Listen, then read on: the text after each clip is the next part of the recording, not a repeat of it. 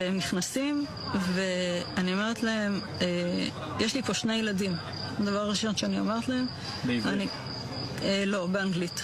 הם מסתכלים ואז אחד אומר לי באנגלית, אל תדאגי, אני מוסלמי, אנחנו לא נפגע בכם.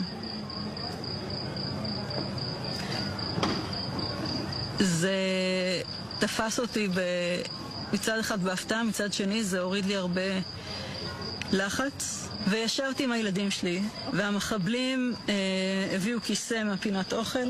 היה מחבל חמוש כל הזמן, איתנו בממ"ד, והשאר מסתובבים בבית. אחד מהם רואה על השיש בננות, אומר לי, אפשר לאכול אחת? אתה לא כן, אתה יכול לאכול אחת. מה הילדים אומרים? הגדול קצת יותר נלחץ. הקטנה לא ממש הזיז לה, הייתה עסוקה בטאבלט שלה. הם היו אצלי בערך 2 שעות.